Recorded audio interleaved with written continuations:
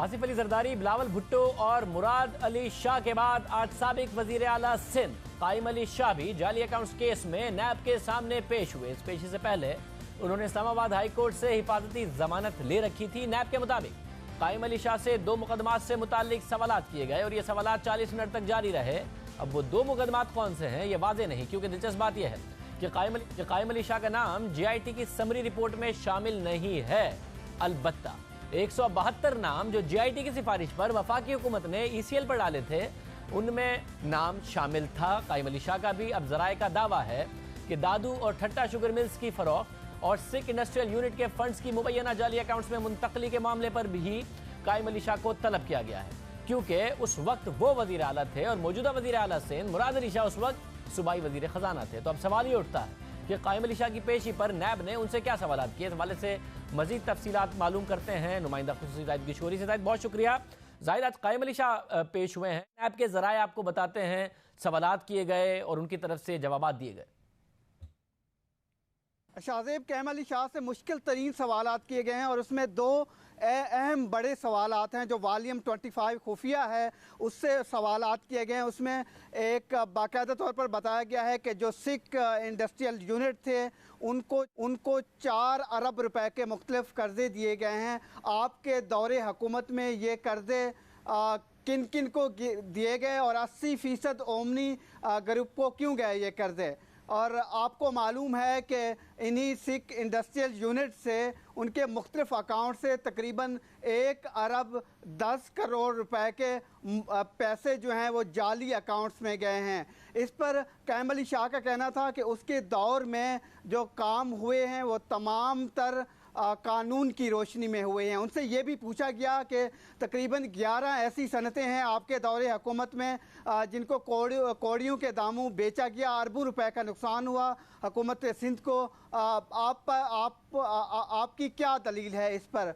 कायम अली शाह ने कहा कि तमाम जो काम हुए हैं ओपन बिडिंग के ज़रिए हुए हैं। इसके अलावा उनसे ये भी पूछा गया था कि जो सिक इंडस्ट्रियल यूनिट थे उनमें ठट्टा शुगर मिल और एक और शुगर मिल थी जो कि ओमनी ग्रुप को बेची गई थी। सिंध हुकूमत के ये 2 शुगर मिलें 21 करोड़ रुपए में कौड़ियों के भाव बेची गई और उस वक्त आप वज़ीर आला थे, आपकी इजाज़त के साथ ऐसा हुआ है, जबकि इनकी मौजूदा कीमत अरबों रुपए में है। और दिलचस्प अमर ये है कि ठट्टा शुगर मिल के अकाउंट से जिनको उन्हीं से कर्जे दिए गए थे तकरीबन 90 करोड़ रुपए के 1 करोड़ रुपए के पैसे वहाँ से निकल के जाली अकाउंट्स में गए हैं। आप पर इसकी क्या राय है? तो इस पर उन्होंने बड़ा दिलचस्प जवाब दिया है कि ये बाकायदा तौर पर वजारत ख़जाना ने 4 अरब रुपए के सिक इंडस्ट्रियल यूनिट के लिए एक प्रोग्राम बनाया था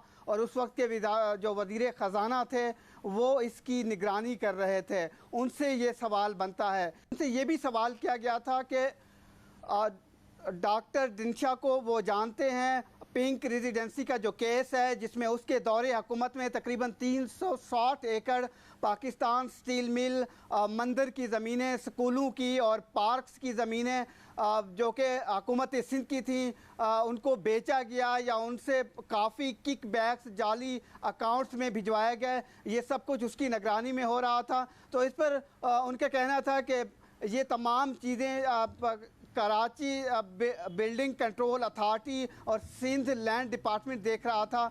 तो बराह रास्त ये उनको मालूम नहीं है कि उस वक्त क्या हो रहा था, उसके इल्म में ये बात नहीं है। इसके अलावा वज़ीर आला से ये भी साबिक वज़ीर आला से ये भी पूछा गया कि आपके दौरे हुकूमत में तकरीबन 4 अरब रुपए की 8 शुगर मिलों को, ओमनी ग्रुप की ये शुगर मिल्स हैं, कर्जे दिए गए हैं और इन शुगर मिल्स के पैसों से मुख्तलिफ जो मालियत के अरबों रुपए की मालियत के फ़ेक अकाउंट्स में पैसे आए हैं। क्या ओमनी ग्रुप को उनकी तरफ से कोई सिफारिश की गई थी कि इसको फैसिलिटेट किया जाए?